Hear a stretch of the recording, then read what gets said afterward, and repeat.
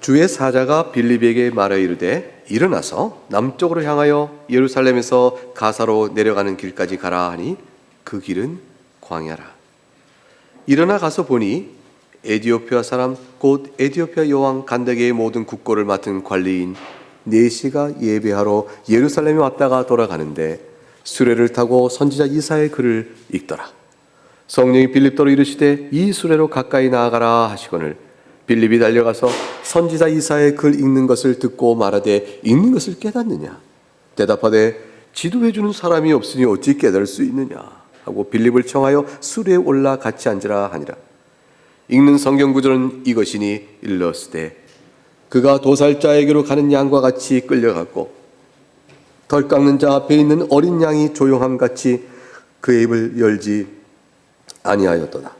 그가 굴욕을 당했을 때 공정한 재판도 받지 못하였으니 누가 그의 세대를 말하리요? 그의 생명이 땅에서 빼앗김이로다 하였거늘 그 네시가 빌립에게 말하되 청컨대 내가 묻노니 선지자가 이 말한 것이 누구를 가리킴이냐? 자기를 가리킴이냐? 타인을 가리킴이냐?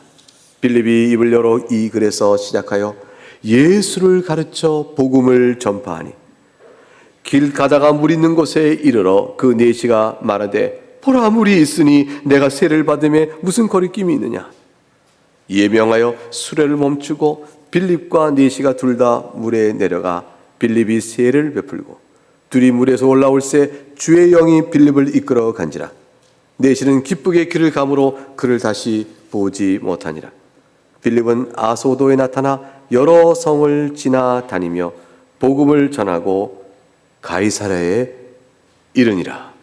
하나님의 말씀입니다. 하나님께 감사합니다. 네, 초등부 어린이 잠깐 나오시면 주의 말씀을 선포하겠습니다. 나오실까요?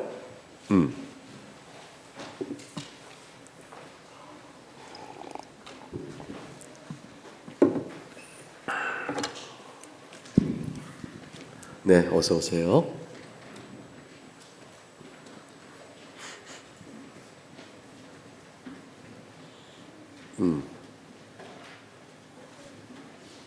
네.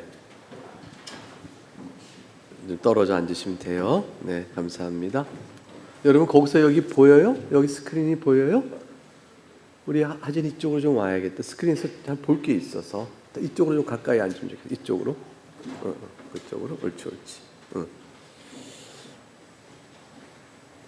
오늘 하나님 말씀에서 보는 등장한 두 사람 있어요. 하나님께서 뭔가를 일하고 계세요. 무엇인가 하고 계세요. 그 하고 계신 일이 뭘까? 하나님께서 지금 하시는 일, 그것은 뭐냐면 교회를 세워 하시는 일이고 또한 복음을 전하시는 일이었어요. 예수님께서 십자가에 죽으시고 부활하셨잖아요. 하늘로 올라가셨죠? 하늘로 오르신 예수님께서는 우리를 위하여 기도해 주고 계세요. 그러시면서 자신의 영을 보내셔서 교회를 이렇게 세우고 하시는 거예요. 교회를 세우려고 하면 복음을 전해야 되고 복음을 듣고 믿는 사람들이 일어나야 되는 것이죠. 근데 이 교회는 유대인들만의 교회가 아니고 예수님께서 말씀하신 것처럼 이제 유대 땅 전체, 사마리아 또 온 땅 끝까지 전하라 이렇게 말씀하셨어요. 그럼 멀리 가라, 멀리 어딘지 가라 이런 뜻이면서 동시에 누구에게든지 복음을 전하라는 뜻이죠. 오늘 우리는 하나님께서 어떻게 일을 하셨냐면 빌립을 다 불러서 누구에게 보내셨냐면 저 에디오피아에서 온 네시인 관원을 에게 보내셨어요. 이 에디오피아 온 네시 관원은 지도를 한번 볼까요? 어떻게 됐냐면 요 아래 오른쪽 여기 그림 아래 에티오피아라고 되어 있어요. 거기서 쭉 선 따라 쭉 올라가면 저 위에 오른쪽 위에 뭐가 있죠? 예루살렘. 거기까지 온 거예요. 에디오피아에서도 거기까지 쭉 왔어요. 이 거리가 얼마나 머냐면 4,116km.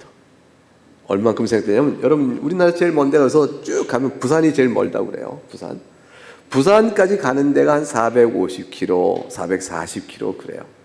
그러니까 부산 가는 길을 한 번 가고 또 또 가고 또 가고 거의 10번을 가야 돼. 부산 가서 또다시 거기서 가고. 그러니까 만약 부산 갔다가 서울로 오면 이걸 왔다 갔다를 무조건 5번이나 해야 돼. 걸어서. 얼마나 먼 길이에요.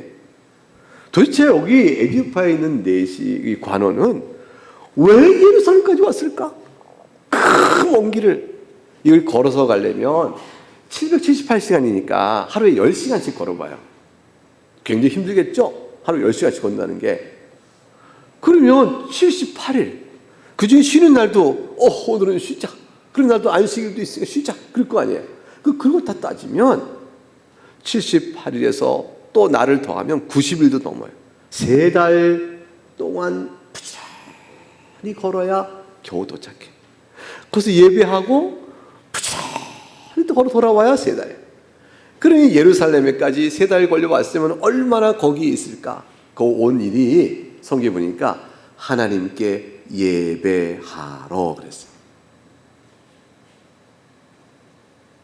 이 관원 내시는 하나님의 사람이었어요.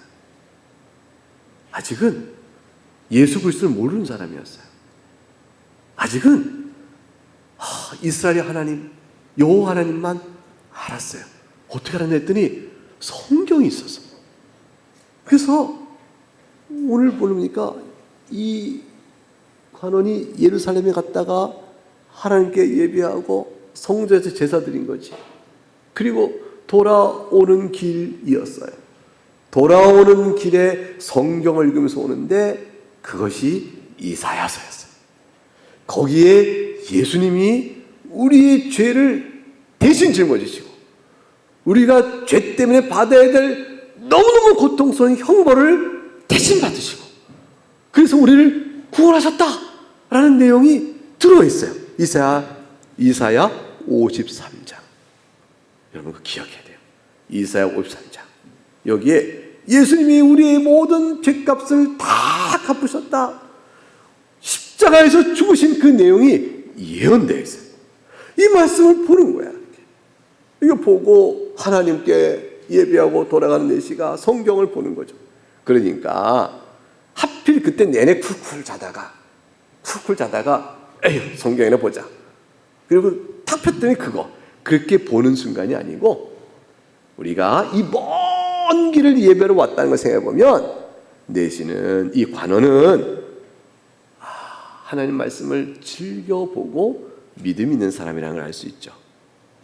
그래서 하나님 말씀을 창세기부터 쭉 읽어가면서 살펴본 거예요. 두루마리로 되어 있어요. 그것이 우리처럼 이렇게 한 권의 책으로 돼 있게 읽기 쉽게 된 게 아니에요. 그러니까 수레에 실을 만큼 실어서 갔을 거고 또 예루살렘에 왔기 때문에 성경 좀 주시오. 내가 하나님 말씀 읽어야겠습니다. 그리고 또 실을 만큼 또 수레에 잔뜩 실어서 기쁘게 갔겠죠. 내가 빨리 에티오피아 내가 돌아가면 열심히 성경을 읽어야지. 이런 마음으로 성경을 읽고 있었어요. 그때 하나님이 탁 빌립을 보내신 거예요. 저 예루살렘에서 내려오는 길에 빌립을 탁 보내가지고 가르쳐 주셨어요. 에티오피아 이 관원이 물었어요. 빌립이 물었어요. 아느냐? 깨닫느냐? 무슨 말인지 알겠느냐? 모르겠습니다. 가르치는 자가 없으니 내가 다 알지 못합니다.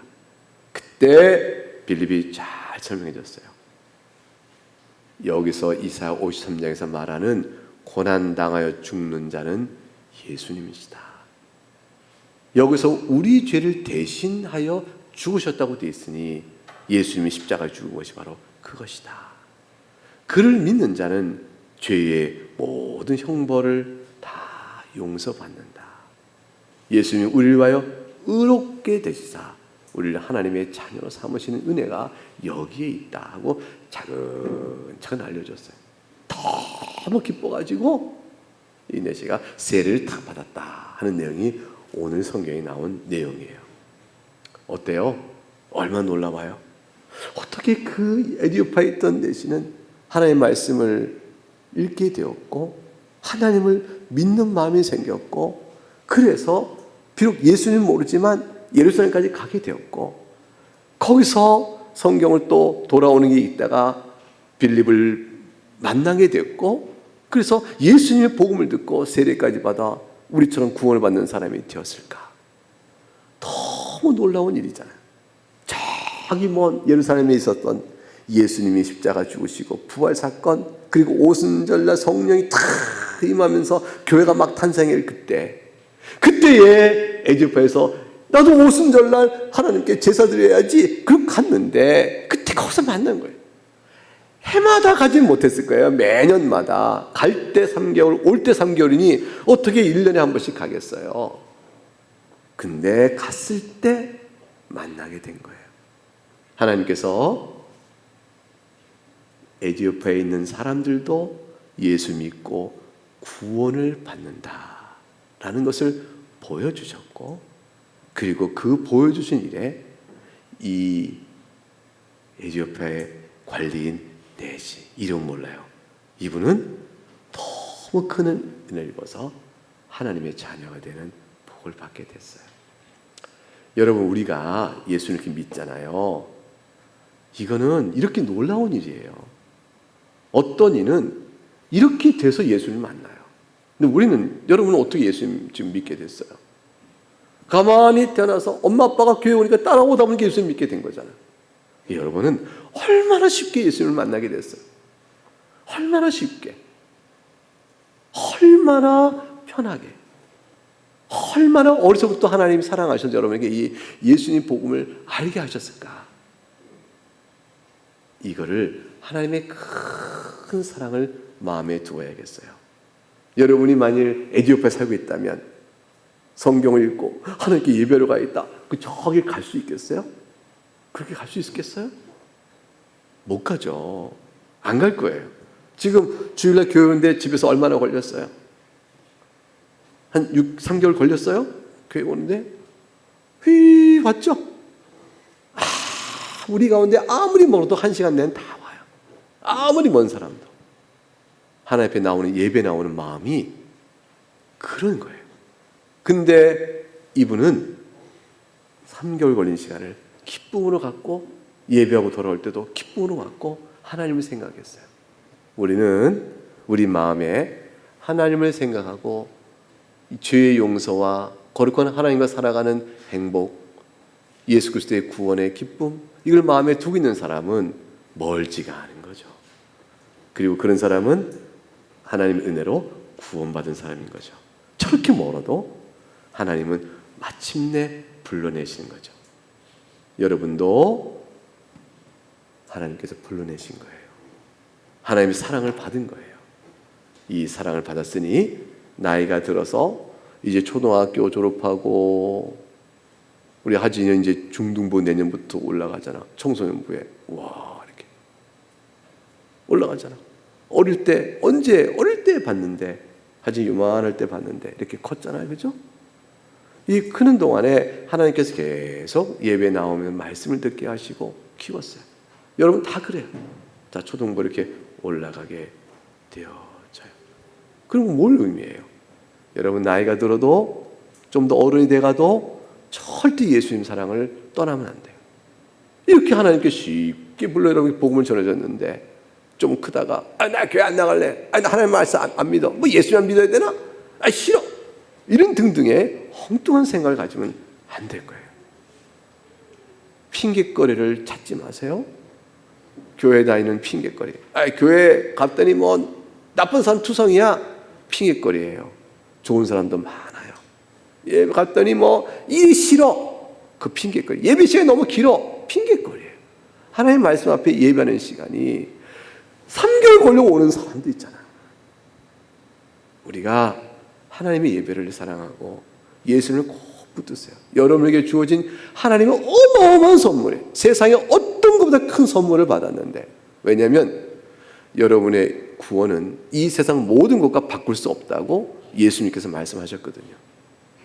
천하보다 한 영혼이 더 귀하다 그랬어요. 그 말은 한 사람의 구원이 천하보다 귀하다 그랬어요. 그렇게 큰 구원을 여러분이 받은 거예요. 예수님을 꼭 붙들고 한평생 하나님 안에서 살아가는 여러분 될 수 있기를 바라겠습니다. 기도하겠습니다. 하나님, 이 복된 말씀이 초등부 어린이에게 전해졌습니다. 이곳에 나와 듣는 어린이, 영상 앞에서 부모의 손에 꼭 붙들린 채 이 말씀을 들은 어린이, 모두가 주님 사랑하여 붙드시오니 한평생 사는 동안에 믿음 뿌리가 든든히 내리고 몸이 커가고 생각이 커갈수록 더욱더 그리스도를 사랑하는 것으로 풍성해질 수 있도록 복을 내려 주시옵소서. 멀리 에디오피아에서도 마침내 그 영혼에게 복음을 듣게 하시는 하나님의 일하심이 교회를 세워가시면서 이렇게 확장돼가는 사건을 보이심으로 우리가 받은 복음을 생각하게 됩니다. 이 일로 인해 하나님께 감사하는 귀한 우리 어린 이들이 되도록 도우시길 바라옵고 영광을 주께 돌려오며 예수님 이름으로 기도합니다. 아멘. 네, 자리에 들어가셔서 부모님께 있으면 되겠습니다.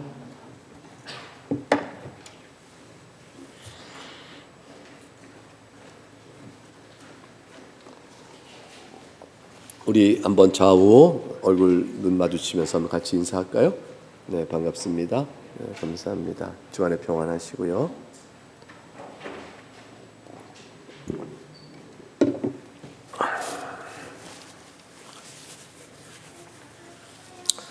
오늘 말씀은 우리가 본문을 통해서 살펴본 것처럼 에티오피아 여왕 간다게의 국거를 맡은 관리인 네시에게 복음이 전해지고 세례가 베풀어진 사건입니다.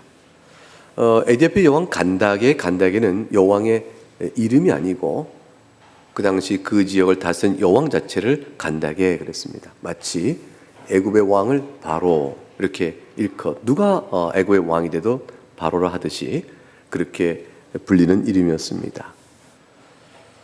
이 사건과 관련해서 하나님께서 하신 일이 어떠한지 살펴보겠습니다. 사마리아에서 복음을 전한 빌립을 주님께서 주의 사자가 다가오셔서 그를 불러 긴급히 명하여 다른 곳을 가게 합니다. 그 26절이죠. 주의 사자가 빌립에게 말하였습니다. 일어나라 그러셨어요. 그리고 남쪽으로 향하여 가라고 하셨어요. 예루살렘을 떠나라 하신 거죠. 남쪽 빌립이 사마리아 지역에 있다가 남쪽 예루살렘으로 내려와서 다시 그 밑으로 더 밑으로 내려가서 가사로 내려가는 길목을 따라 계속 가라. 그래서 그 길은 광야라. 광야로 왜 나를 보내실까? 하나님 지금 사마리아에서 복음 전할 일이 얼마나 많고 교회를 세우신 뜻이 있었고 베드로와 요한이 와서 이곳에도 하나님께서 교회를 세우신다는 사실을 보여주셨는데 얼마나 이곳 할 일이 많은데 왜 저를 광야로 보내세요? 하나님 좀 바빠요? 이렇게 해서 빌립은 이해하지 못했을 거예요.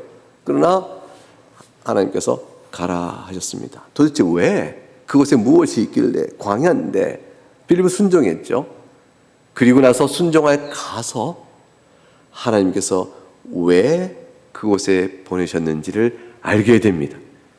27절과 28절을 보니까 일어나 가서 보니 에티오피아 사람 곧 에티오피아 여왕 간다게의 모든 국고를 맡은 관리인 네시가 예배하러 예루살렘에 왔다가 돌아가는데 수레를 타고 선제의 글을 읽더라.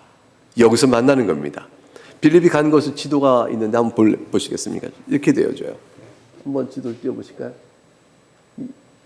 사마리아에서 이거 말고 앞에 빌립이 전도했던 지역 앞에 지역을 보면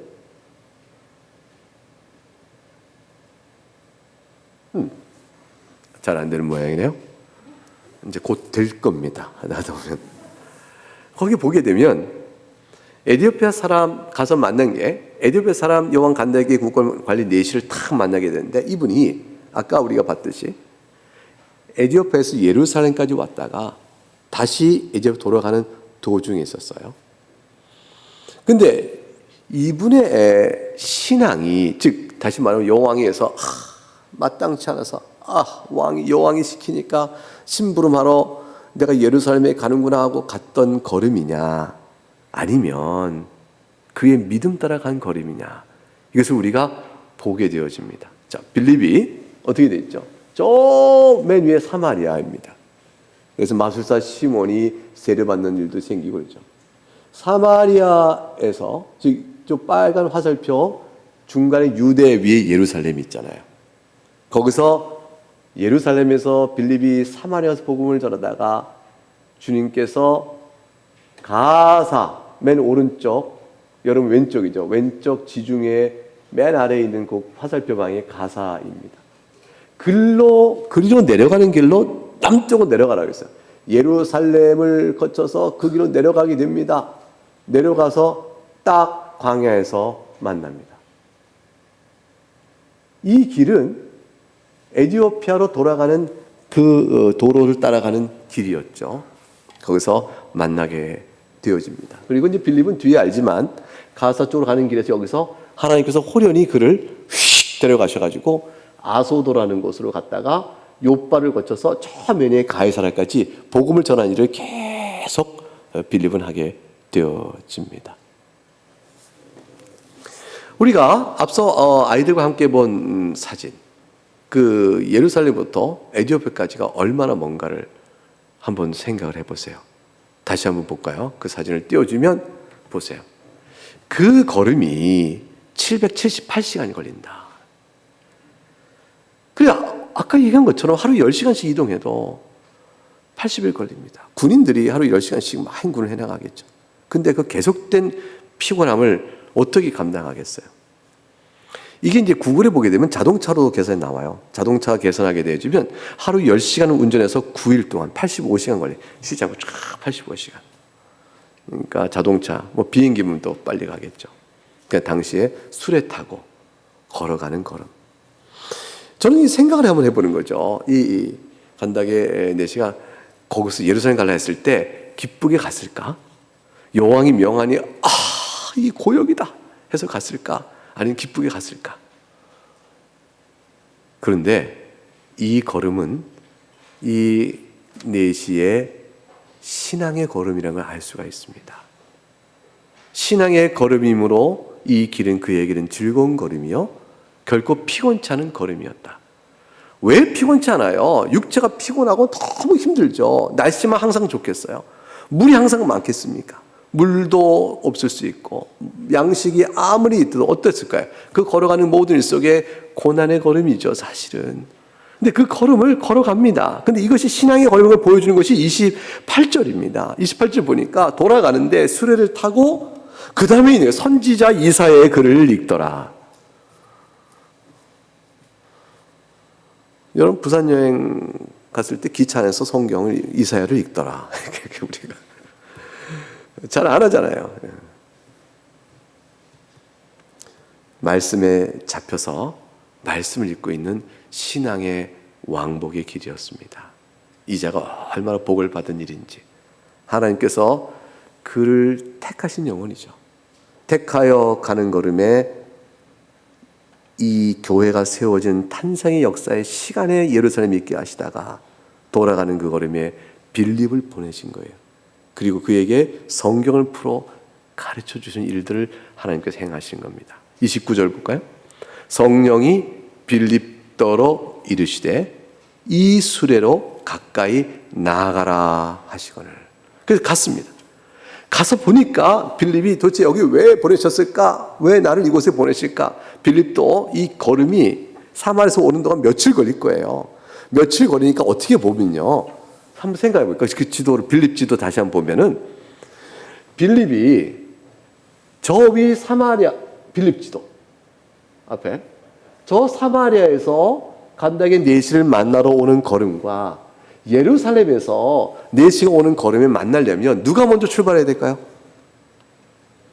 빌립은 쫙 뛰니까 좀 같은 시간 출발해도 될지 모른다 싶지만 거리상을 따져보면 하나님께서는 빌립을 먼저 보내신 게 돼요. 사실은 시간적으로 보게 되면 가라 하셨어요. 그 가서 보니 예루살렘에 출발한 그와 딱 만나게 하시는 것이죠. 우리는요, 기도를 할 때 예컨대 PCR 검사를 했어요.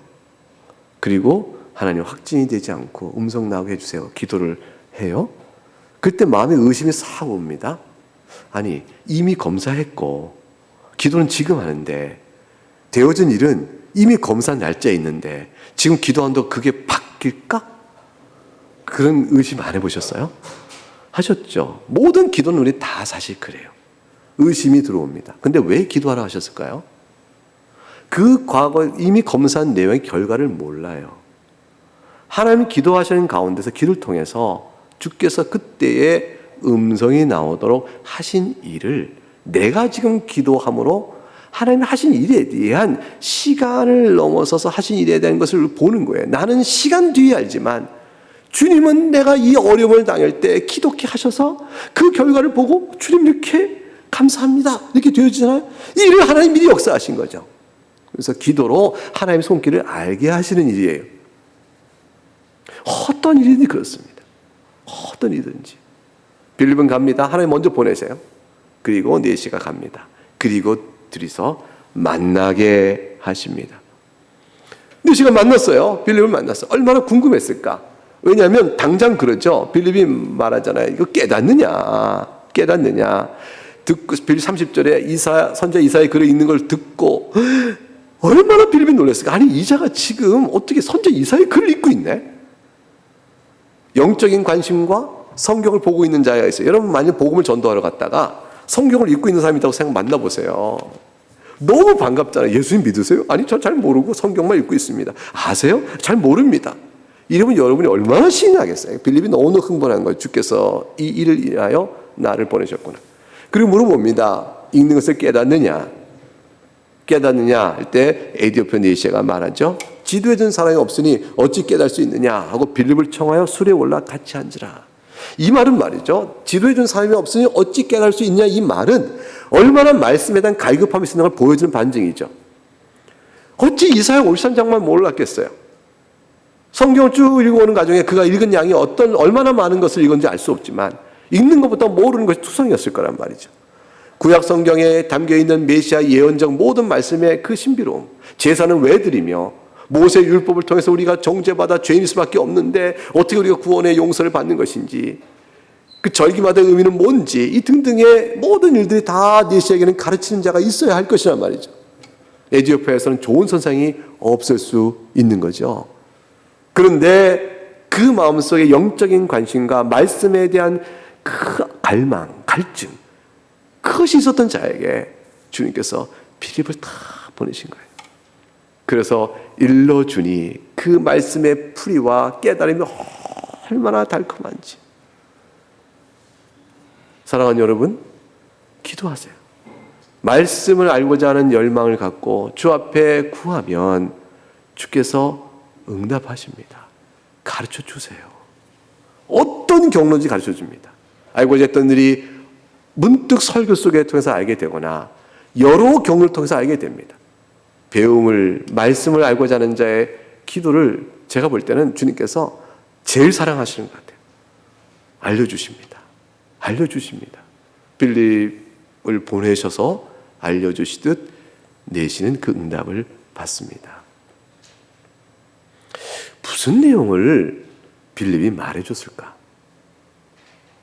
이사야 53장과 관련해서 무엇을 말했을까? 자, 오늘 32절 33절 보니까 네시가 읽었던 성경이 바로 이거로 나옵니다. 32절 33절 그거 한번 같이 읽어볼까요? 32절과 본문 사도행전 8장 32절로 33절 같이 읽어보겠습니다. 시작. 읽는 성경 구절은 이것이니 일러스되 그가 도살자에게로 가는 양과 같이 끌려갔고 털 깎는 자 앞에 있는 어린 양이 조용함과 같이 그의 입을 열지 아니하였도다. 그가 굴욕을 당했을 때 공정한 재판도 받지 못하였으니 누가 그의 세대를 말하리요. 그의 생명이 땅에서 빼앗김이로다 하였거늘. 바로 이사야 53장 7절과 8절의 말씀입니다. 내시는 이것을 읽고 그냥 나 모르겠다, 이 말씀 잘 모르겠어요, 이해가 안 돼, 몰라 이렇게 한 게 아니에요. 그가 생각하는 사람의 걸 말해줍니다. 성경을 읽되 그 뜻을 헤아리려고 갈망함이 있고 애써 자기의 지력과 그 노력을 다했어요.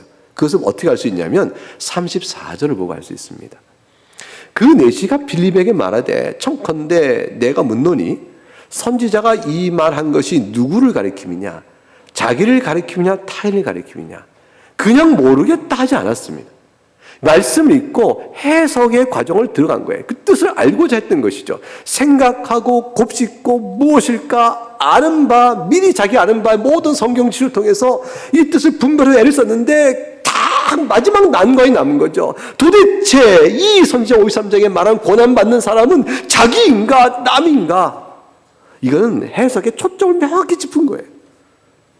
알고자 하여 궁구한 사색의 흔적이 들어있죠. 그냥 성경이 뭐야? 난 몰라. 나 잘 모르겠어. 모르겠어. 알려줘. 이런 것이 아니란 말이죠. 관심 있는 자는 주께서 해답을 열어줍니다. 여러분이 알고자 하는 것이 바로 무엇입니까? 영적인 관심은 바로 무엇일까요? 말씀을 읽되 궁금히 여기는 바는 무엇일까? 질문이 초점이 명확해지면 답도 명확하게 주어져요.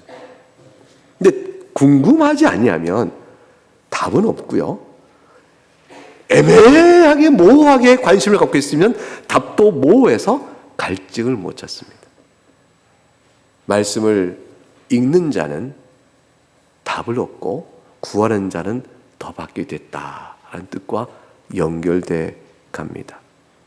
이 내시는 4,000km 넘는 이 길이 그에게는 참 좋은 길이었을 거예요. 가는 길에 오는 길에 복잡한 국고를 관리하는 사무로부터 다 바쁜 일에서 다 노인을 받고 혼자 그 길을 가면서 주님 생각하고 기쁨으로 기대하며 예루살렘에 가고 오는 게 예배하며 오면서 말씀을 읽는 길이니 그 길이 더없이 좋은 길이죠. 여러분 혼자 있게 될 시간에 말씀으로 가까이 가세요. 복잡한 사무와 일로부터 자유케 되는 시간에 그 노임을 받는 그 시간에 주님 앞에서 더 가까이 나가는 시간이 될 수 있는 거죠. 하나님께서 빌립을 보내시듯 우리에게 구하는 바가 무엇에 따라서 정확하게 답을 주시는 은혜를 경험할 수가 있습니다. 하나님께서 빌립을 내시에게 보낸 이 사건은 물론 개인에게 일반화시켜서 모든 사람에게 이렇게 된다라는 것을 말하고자 하는 뜻은 아니죠. 왜냐하면 이것은 큰 역사 속에 있는 일이거든요. 사마리아에게 복음이 전해지고 심지어는 이방 땅에 있는 자에게 복음을 전해지는데 사마리아와 온 땅 끝까지인데 예루살렘에 돌아가는 에티오피아의 사람 그에게도 찾아가서 복음을 전하게 하심으로 인해서 하나님께서 온 열방 가운데 복음을 전하게 하고 교회를 세우신다는 사실을 나타내 보이신 거잖아요. 이사야 53장에서 그걸 들어서 빌립이 가르쳐서 깨닫게 했는데 무엇을 가르쳤을까요? 빌립이 무슨 말을 했을까? 이건 성경에 안 나와 있습니다. 성경에 안 나와 있는데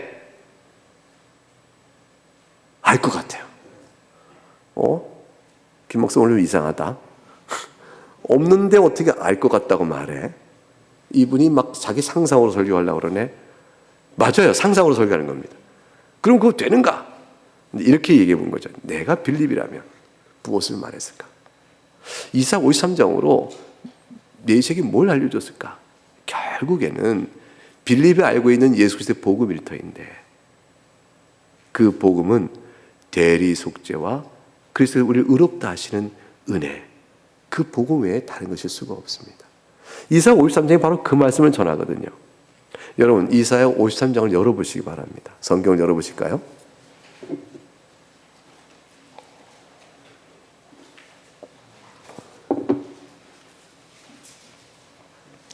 이사야 53장 몇 쪽에 있을까요? 여러분 혹시 아시면 말씀해 주세요. 몇 쪽에 있습니까? 1033 또는 34 뭐 이런 등등의 어떤 분 1179 뭐 이렇게 되어 있겠죠? 예, 그 말씀을 보겠습니다. 1절부터 내용을 보면 우리가 전한 것을 누가 믿었느냐? 여호와의 팔이 누구에게 나타났느냐? 그는 주 앞에서 자라나기를 연한 순 같고 마른 땅에 나온 뿌리 같아서 고운 모양도 없고 풍채도 없은즉 우리가 보기에 흠모할 만한 아름다운 것이 없도다. 볼품이 없습니다. 사람이 다 버린 돌이 건축자가 버린 돌 같은 자죠. 근데 3절 보니까 여기 중요합니다. 멸시를 받았습니다. 버림받았습니다. 강고를 많이 겪습니다. 질고를 아는 자입니다.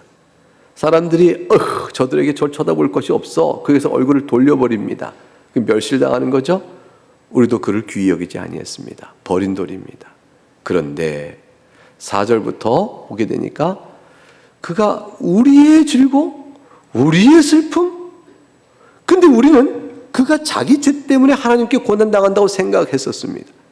근데 5절의 실상을 보면 그가 찔림은 우리의 허물, 그의 상함은 우리의 죄악 때문이었습니다. 그가 징계를 받은 우리 평화를 누리고 그가 채찍에 맞은 우리가 나음을 받은 거죠. 그래서 이 모든 일 속에 53장에 나와 있는 중요한 신학적 교리는 대리속죄입니다.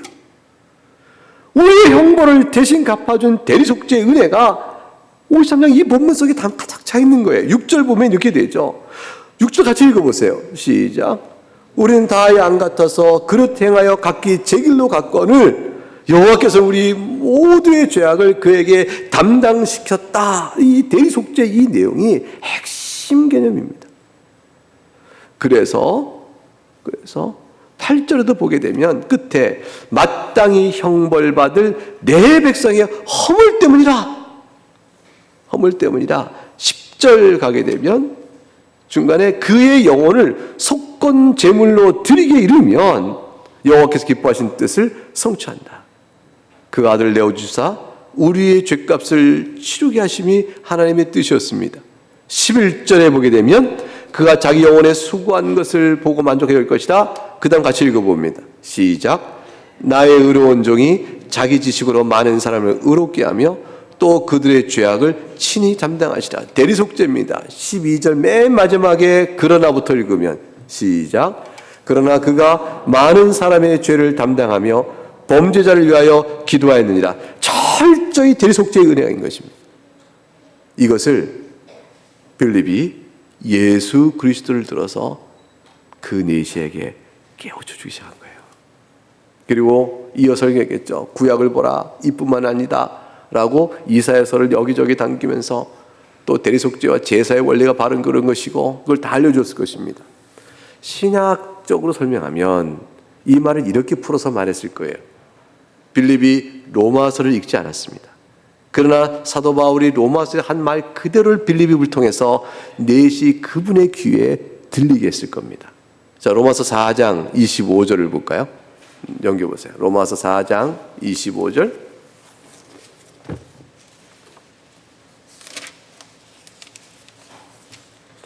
(245쪽) 어간에 있습니다.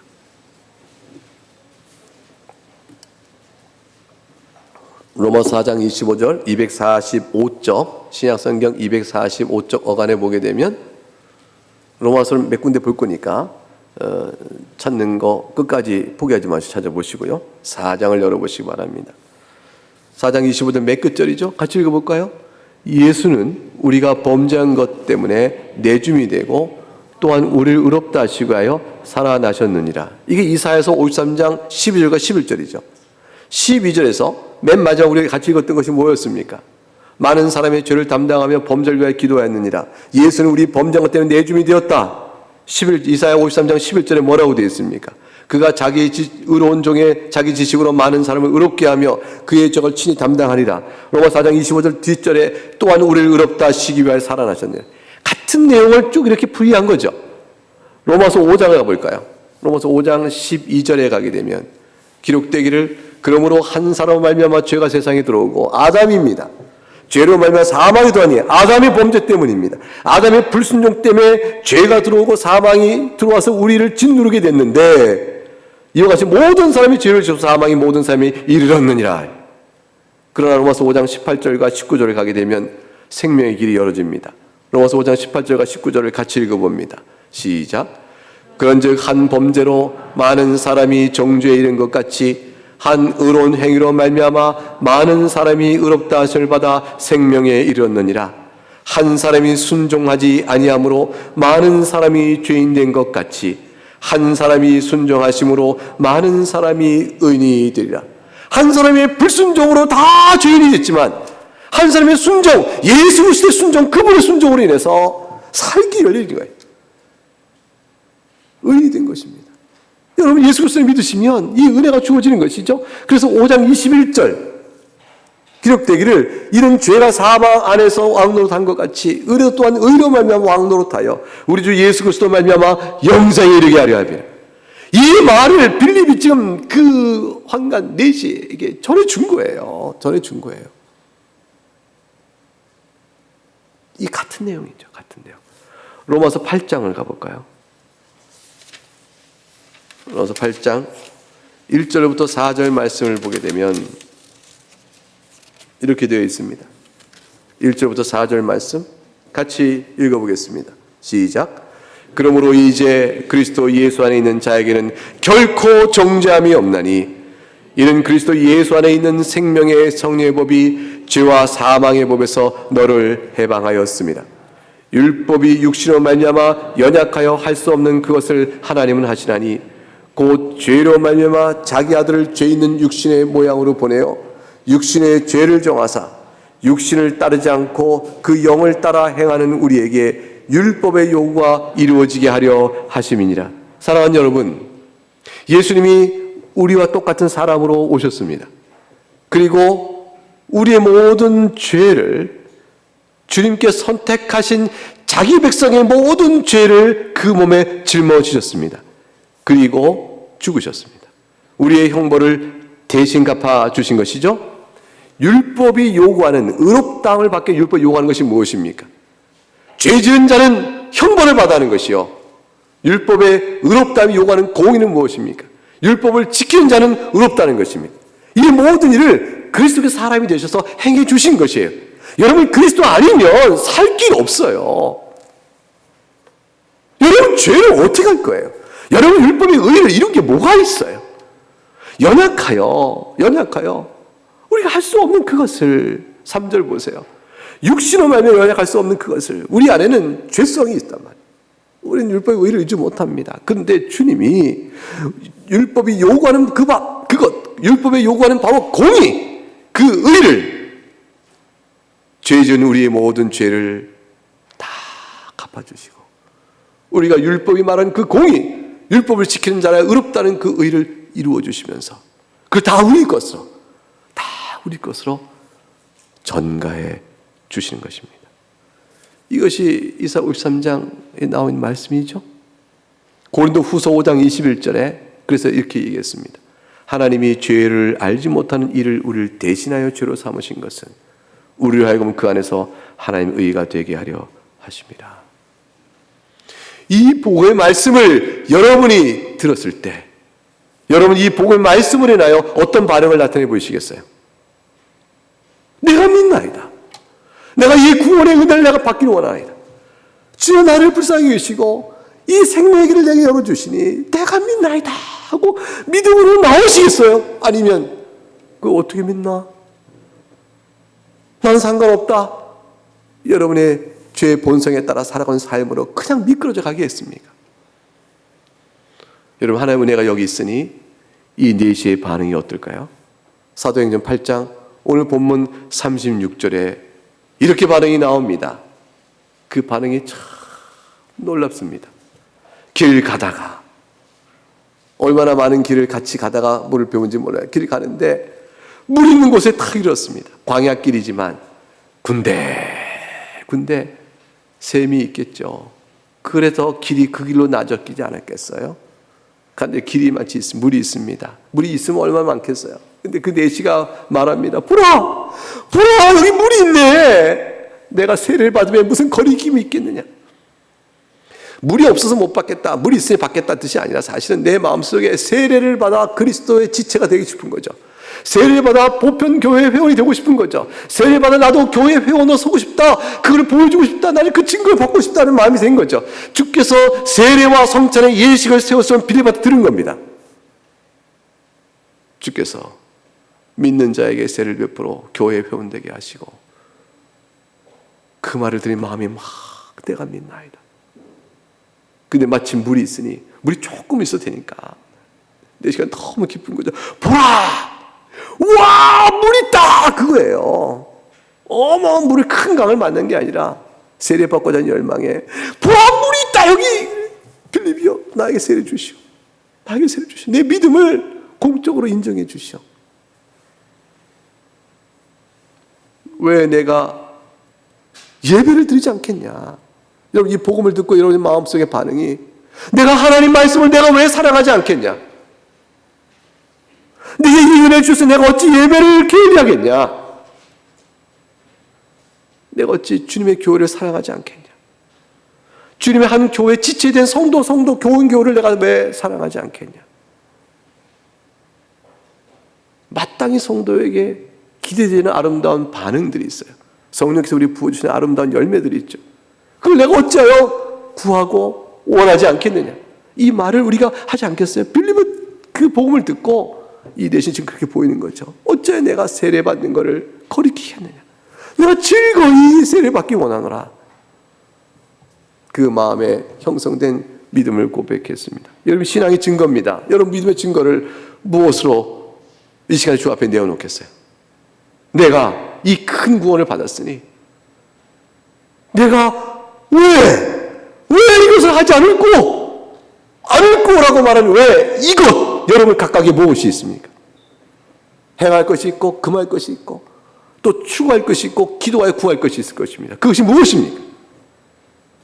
이 먼 길을 오고 가는 이 사람에게서 주어진 것은 기꺼운 세례, 이후로 내려가는 길 속에 세례받은 말씀을 깨달아 아는 그 기쁨 속에서 아마 그 가는 길을 얼마나 기뻤을까. 빌립이 38절에 세례를 베풀죠.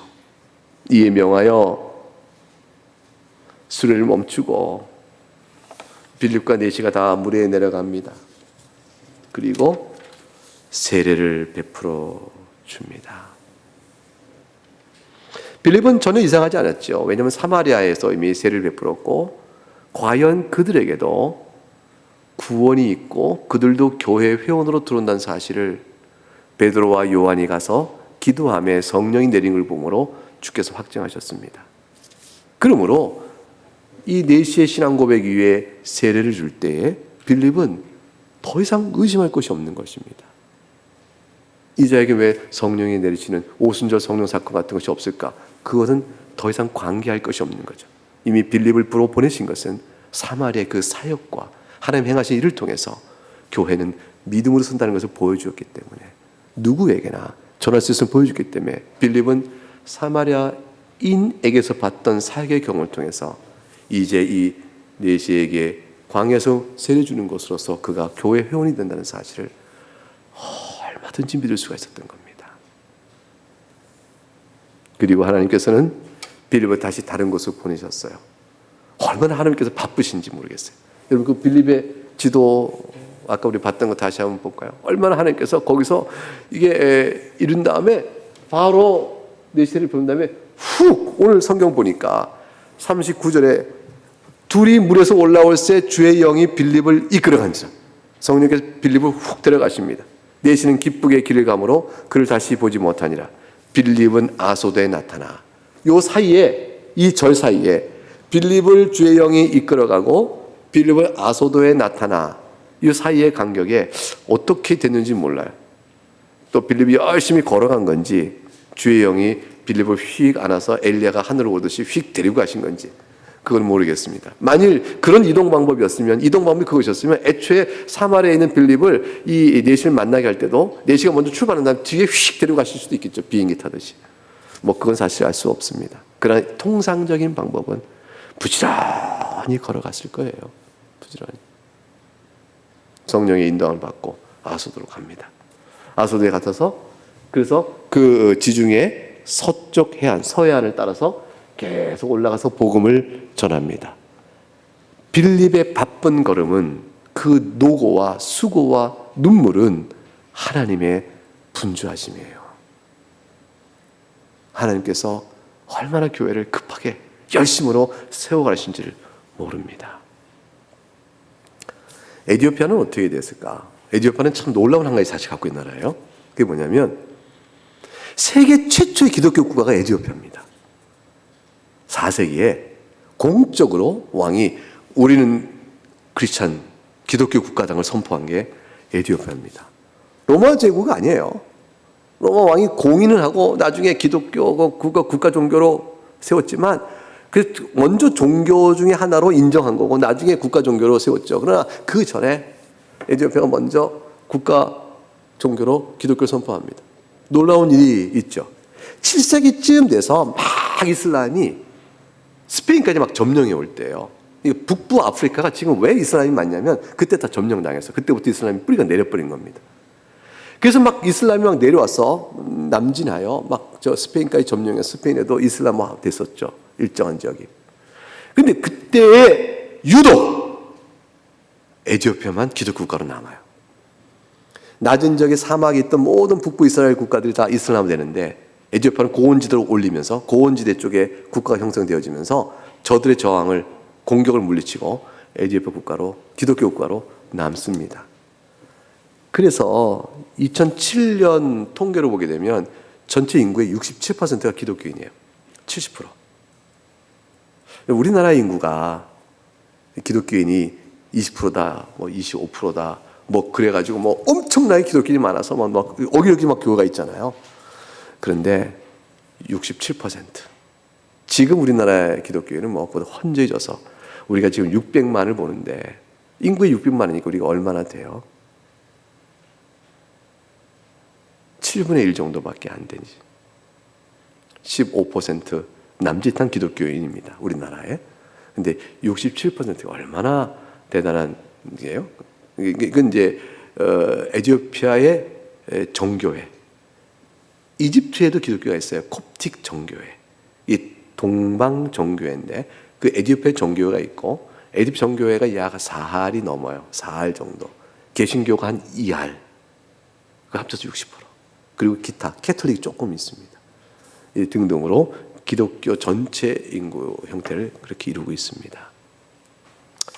물론 지금 사도행전 8장의 사건이 에티오피아를 기독교 국가로 만드는 시작이다 이런 것이 아닙니다. 왜냐하면 이미 이 내시가 성경을 읽고 있었다는 것은 그리고 예루살렘을 제사를 드려 예배를 갔다는 것은 뭘 뜻하죠? 이미 유대인들에 의한 에티오피아의 지역에서 성경이 읽혀지고 있었다는 것이죠. 하나님께서는 그곳에도 유대인들을 통한 성경의 가르침이 있었고 마침내 신약의 교회를 세우는 일을 행하신 한 사건을 본 겁니다. 누가 추적해도 이후로 이 사도행전 8장의 역사가 교회사적으로 어떻게 쭉 이어왔는지 다 알지는 못합니다. 그러나 복음은 그 땅에 분명히 한 사람을 통해서 전해지고 있는 것입니다. 하나님께서는 이를 통해서 예루살렘 교회를 세우시고 사마리아 교회를 세우시고 이제 빌립을 통해서 제게 저녁에 누구에게도 택한 자에게 복음을 전하시는 큰 하나님의 분주한 일하심. 하나님이 일하심을 그대로 보여주고 있고요. 그 다음 여러분 생각할 게 있습니다. 우리가 넷이 입장이다. 이 에티오피아 넷이라고 우리 생각해 보십시다. 얼마나 하나님 손길의 섬세함과 성실함에 놀라겠습니까? 나에게 비를 보내 이 복음을 듣게 하시는 이 모든 일들이 절대로 우연이 아니구나. 우연이 아니잖아요. 우리 우연이 아니고 어떻게 알아요?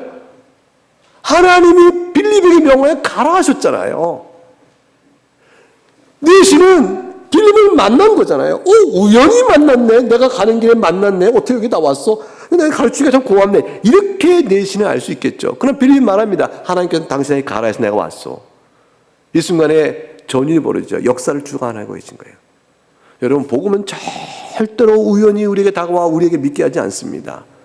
여러분의 영혼의 중생함은 하나님이 하신 일이기 때문에 여러분을 살리시는 일, 죽은 자가 아니고 살리시는 일, 생명을 여러분에게 주시는 일을 행하시는 내적으로 내 마음속에 믿음을 주시는 하나님의 이 역사가 복음을 듣게 하심이 있는데 내 안에서 일하시는 하나님의 손길이 어떻게 복음을 듣게 하는 일이 우연으로 되겠어요? 하나님의 작정에 따라 주어진 일이요 내가 살아가는 섭리 가운데 일어난 일입니다. 하나님의 완전한 지혜와 능력으로 이끄시는 인생인 것이에요. 우리의 믿음 생활이 다 그런 것입니다. 이것은 우리의 믿음뿐 아니라 여러분 생각해 보세요. 우리의 믿음 생활이라는 것은 우리가 살아가는 인생의 모든 일을 통하여 역사하고 있죠. 밥 먹고 사는 일, 옷을 입는 일, 직장에서 일하는 일, 그 가운데서 우리가 부딪히는 모든 생활 속에 있는 관계와 발생하는 여러 일들, 같은 나라에 있으니까 이 나라에 경험하는 일들, 나라 환경이 우리를 지배하고 있잖아요. 그 영향권에서 우리가 살아가는 일들, 모두 개개인의 각각이 다르지만 삶의 모든 내용은 전부 우리를 하나님께서 예수 그리스도의 은혜 가운데 단단히 붙들도록 하시기 위하여 쓰시는 일들입니다. 우리가 인생에 사는 어떤 일도 그 자체의 목적은 없습니다. 여러분이 직장에 취직합니다. 그 여러분의 인생의 그 자체는 목적 아닙니다. 그 일 과정과 살아가는 모든 인생의 우여곡절이요, 과정이요, 걸어가는 걸음 하나하나가 다 우리로 예수를 바라보게 하시는 하나님이 쓰시는 자료들이에요. 이런 것들을 언제 깨달아요? 어떤 사건의 계기가 커서, 내가 경험한 일이 너무너무 충격적이라서 그 일로 인해서 어떻게 내가 이런 일이 있을까 싶을 때, 그 괴로움 속에서 예수를 찾게 될 때 이 일이 그냥 있는 일이 아니었구나 알게 되듯, 내가 감당하지 못할 기쁨과 위로가 어떤 좋은 일이 생길 때 어떻게 일이 내게 있을까, 그 일을 통해 또 하나님을 알아가는 방법, 희로애락, 그 어떤 인생의 일도 다 합하여 예수님을 믿게 하는 거란 말이죠. 예수를 믿는 미리 있는 일이 얼마나 소중한 걸 알게 하는 거죠. 그 가치를 알게 하는 거죠. 그래서 그리스도의 사랑을 얼마나 큰지, 그 풍성한 깊이와 넓이와 높이와 그 넓이를 다 알게 하시는 거예요. 그것이 우리 인생의 살아가는 즐거움이거든요. 사랑하는 교회 여러분, 더 인생을 살아 더 늙으면 더 좋은 것이 기다리고 있겠습니까? 살아 젊어서 수고한 것의 열매를 중년에 거두고 또 노년에 거두고 더 풍성한 열매를 계속 거둬간다, 이렇게 되는 사람이 얼마나 있겠어요? 근데 세상으로 볼 때는 성공해서 더 큰 걸 누릴지 몰라도 그 개인의 인생은 죽음으로 가는 인생이잖아요.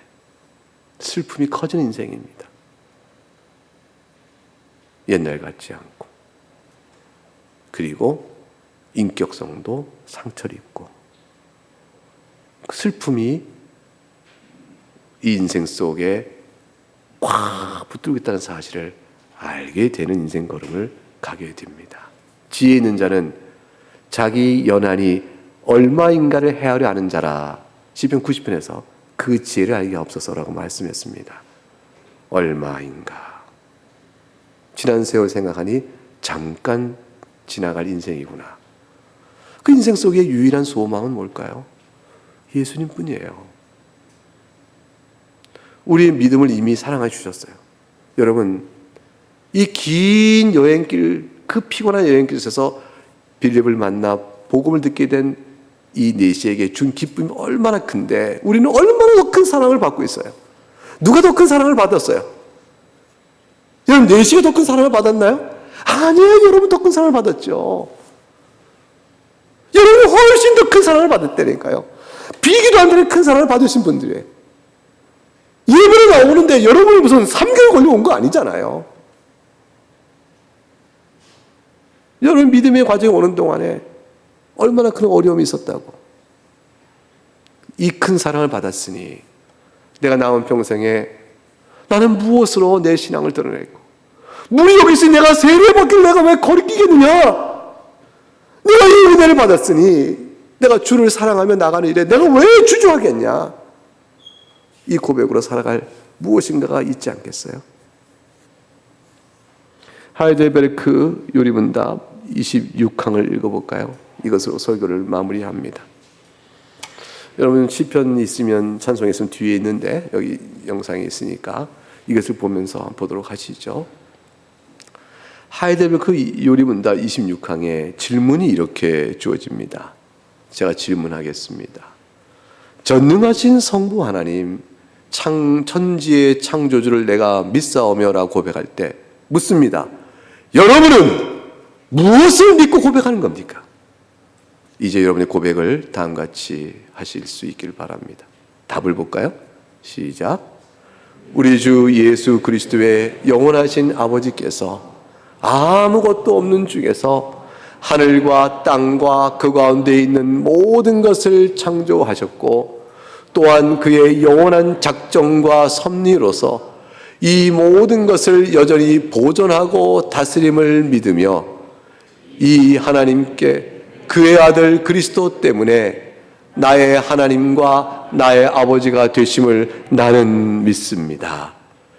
그분을 전적으로 신뢰하기, 그가 나의 몸과 영혼에 필요한 모든 것을 채워주시며 이 눈물 골짜기 같은 세상에서 당하게 하시는 어떠한 악도 협력하여 선을 이루게 하실 것을 나는 조금도 의심치 않습니다.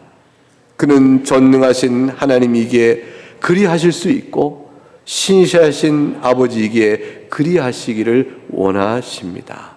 사랑하는 교우 여러분, 이 고백을 여러분이 고백으로 받으십니까? 아멘 하세요. 받으십니까? 아멘이시죠? 그러면 구체적으로 물어볼게요. 여러분 지금 있는 현재가 과거의 여러분의 경험이 어떤 것이 있을지라도 여러분의 유익을 위하여 주신 일로 인하여 지금 현재가 있다는 걸 믿으십니까? 이것을 믿어야 저 고백을 진짜 믿는 것입니다. 장래에 더 좋은 일이 있기 전까지는 과거에 있던 악과 슬픔과 환난과 곤고가 왜 좋은지 나는 지금은 모르지요. 이것이 아니에요. 고백은 현재 진행형입니다. 지금도 내 형편과 처지도 내 영혼의 상태와 내 마음도 이미 있었던 저 일로 인하여 나에게 유익을 주는 결과야. 그리고 이것이 앞으로 또 어떻게 유익이 될는지 계속 연관되고 더하여 합력하여 어떻게 더 큰 유익을 줄는지 나는 기대하며 내일도 살아갈 거야. 이렇게 살아가는 거예요. 장래에 있을 좋은 건 알겠지만 전에 있던 슬픔과 환난과 아픔은 저도 알고 있지만요, 이것이 나에게 유익되어 선이 된다고요? 지금은 하나도 모르겠어요. 이것이 아닌 거예요. 여러분 찾으세요. 고백하세요.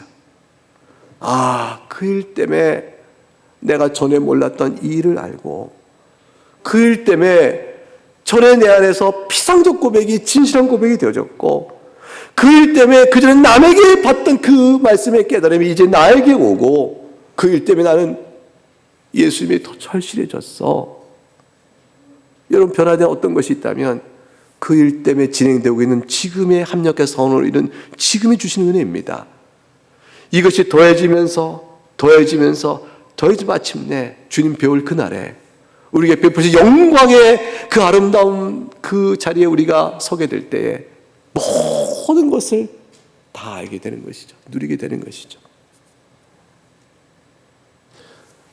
4시의 걸음은 에티오피아에서 거기까지 가는 동안에 그냥 간 걸음이었고, 있으나 하나님께서는 그 걸음을 그렇게 은혜 주신 길로 사용하셨습니다. 여러분의 인생 걸음도 그냥 걷는 것 같고 흘러가는 것 같지만 그 가운데 하나님께서는 각각이 이렇게 저렇게 은혜를 주십니다. 깨달아 알아 주 앞에 찬송하며 믿음 가운데 거하심으로 감사함으로 살 수 있기를 바랍니다. 이런 것을 놓치지 않고 아는 방법은 한 가지가 있으니 이 믿음을 갖고 방금 읽은 하이데거 이론다 26문의 답을 여러분의 고백을 정말 믿고 범사에 감사하면서 함께 엎드려 보세요. 하나님 감사합니다. 하나님 감사합니다. 여기 주님께서 날 사랑하신 뜻이 있으니 주님 감사합니다 하고 기도해 보세요. 그러면 여러분은 발견합니다. 그리고 고백을 하실 수 있게 됩니다. 그 기도의 무릎을 꿇고 고개를 들었을 때 여러분 입에는 찬송이 담겨 있게 될 것입니다. 택한 백성은 그런 것입니다. 찬송하겠습니다. 사랑하는 교회 여러분, 여러분은 은총을 입은 자들입니다. 여러분을 영원한 불못 선질 어떠한 죄의 정죄도 없습니다. 여러분이 사는 인생은 슬플 것입니다. 그러나 주 안에 있으면 천국으로 바뀐다고 찬송했습니다. 그것은 우리 마음속에 이루어지는 천국이기 때문이죠. 주 예수 그리스도를 여러분 심령에 모셨으니 이 땅 사는 동안 성도와 더불어 하늘나라를 맛보고 사는 주의 백성이 된 것이고, 그날에 이르러 우리를 영원토록 영원하게 하실 주님을 우리가 믿고 바라보며 사는 것입니다. 물이 여기 있음에 내가 세례받는 일을 어찌 거리끼리요? 여러분, 복음을 들은 내시의 반응을 생각해 보면서 이를 구원하신 하나님의 신실하심과 능력 있는 지혜로운 역사를 바라보면서 이를 통해 교회를 세우시고 오늘에까지 교회를 우리 가운데 주신 하나님의 큰 구원 역사를 바라보면서, 역사를 주관하신 하나님께서는 큰 줄기뿐 아니라 한 사람 한 사람 택한 백성의 영혼도 이끄시기 위하여 우리 개인의 삶을 또한 이끌으신 것을 생각해 보면서 내가 복음을 듣고 믿게 된 것이 우연이 아니요 하나님의 작정 속에 있사오매 모든 걸 합력하여 더욱더 주를 사랑하고 알게 하신 하나님의 손길을 우리가 감사하면서 여러분 각각 심령 속에 말씀을 드려 깨달은 바대로 적용하며 우리 한번 같이 기도하겠습니다. 각각 기도하십니다.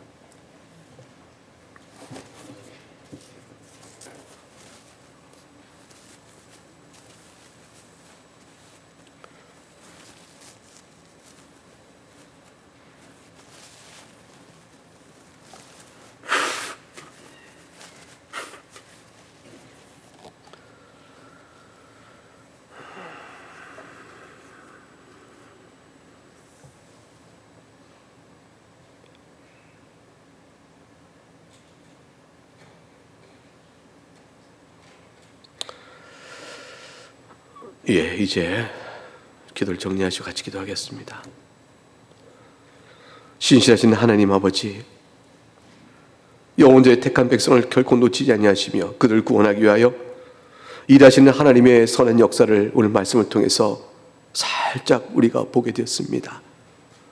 교회를 세우시고 그 교회는 유대인만의 교회가 아니요 이방 땅까지 펼쳐질 복음인 줄 알고 그곳에 있는 영혼을 구원하기 위하여 어디 있거나 그의 종을 보내어 복음을 듣게 하시는 주님, 그 은혜를 입어 2000년 세월이 흐른 이 땅에 한국에 살면서 우리는 교회를 보게 되어졌고 복음을 듣는 자가 되어졌으며 성령께서 우리 각각을 중생시키셔서 모둠을 믿음을 고백하는 자로 삼아주셨사오니 이제 우리가 그 은혜를 입어 하나님의 자녀가 되었사옵나이다.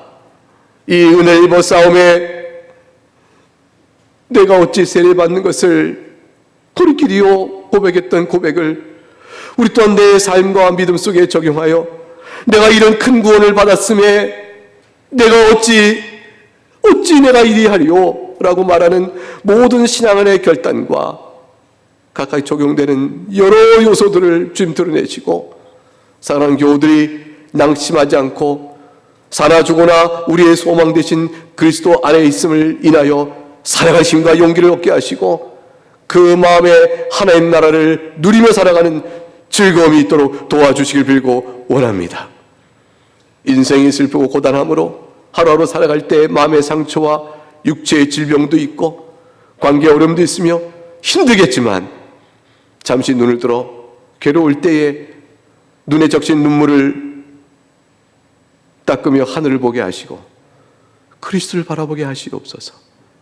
그 안에서 몸과 영혼에 필요한 모든 걸 채워주시는 하나님인 줄 알고 이 눈물 골짜기 같은 세상에서 주와 더불어 힘있게 살아가는 우리 사랑하는 교우들 될 수 있도록 도와주시옵소서. 에티오피아에 관리했던 넷이 이제가 받을 큰 복, 그 복을 우리가 함께 누리고 있음을 이 시간에 감격으로 받으면서 고백하오면서 예수 그리스도 이름으로 기도하옵나이다. 아멘.